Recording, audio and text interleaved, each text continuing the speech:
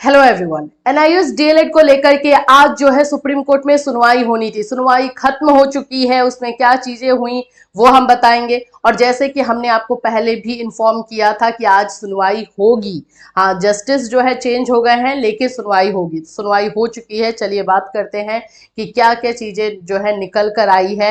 Actually में NIUS DElEd के बहुत सारे बच्चों को जो है इससे बहुत एक्सपेक्टेशन थी, उम्मीदें थी, तो हम उसके बारे में आपको बताते हैं। अभी अभी जो है सुनवाई खत्म हुई है, तो ये लेटेस्ट अपडेट आप लोगों के लिए है।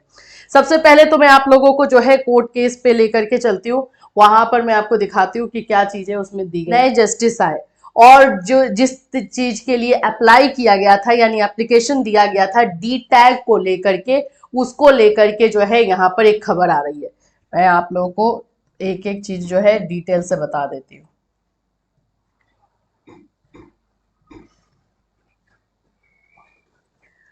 देखिए, आदर्श कुमार और श्रीवास्तव वाला जो केस है, ट्रांसफर पिटीशन है, आप सब जानते हो। 54 नंबर पे आज सुनवाई हुई। जज जो है, जस्टिस जो है वो चेंज हो गए थे, लेकिन इसमें जो चीजों पर बात हुई है वो मैं पहले बताती हूँ।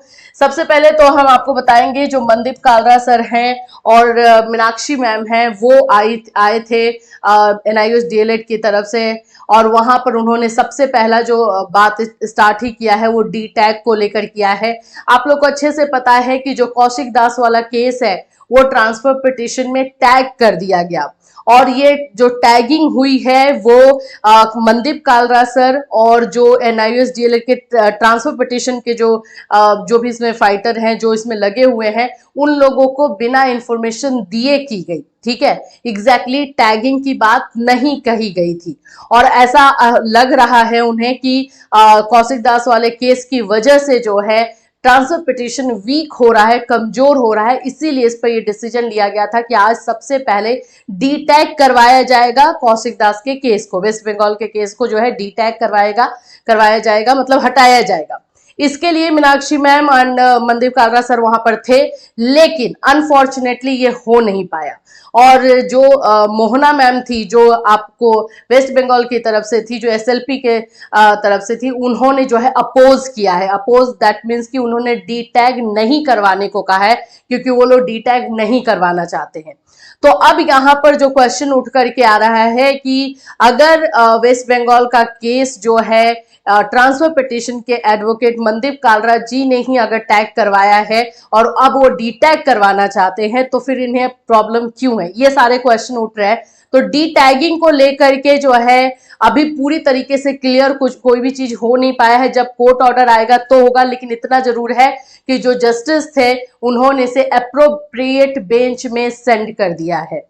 उन्होंने बोला है कि इसको जो है हम एक एप्रोप्रिएट बेंच में सेंड कर रहे हैं, जहां पे टैग हो रहेगा या नहीं रहेगा वो देखा जाएगा। तो इसलिए आज ज्यादा कुछ भी नहीं हो पाया। वैसे जब जस्टिस चेंज हुए थे तो भी हमें लगा था कि आज कुछ ज्यादा हो पाएगा भी या नहीं, लेकिन एटलीस्ट डी टैगिंग वाला मामला जो है था, उम्मीद की डी टैगिंग एटलीस्ट करवा दिया जाए, लेकिन वो भी नहीं हो पाया है और उसको एप्रोप्रिएट बेंच में भेज दिया गया। तो 2 मिनट या 3 मिनट की सुनवाई हुई है और उसमें यही सारी चीजें निकल कर आई है।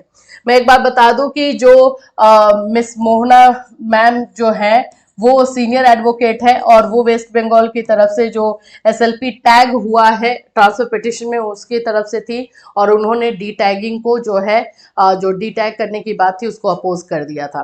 तो इस तरह से जस्टिस ने अगर एक तरह से देखोगे तो फैसला जो है हमारे पक्ष में नहीं है, लेकिन जैसे ही कोर्ट ऑर्डर आता है उसमें और क्या क्या चीजें बोली गई हैं उस पर और डिटेल से पता चलेगा।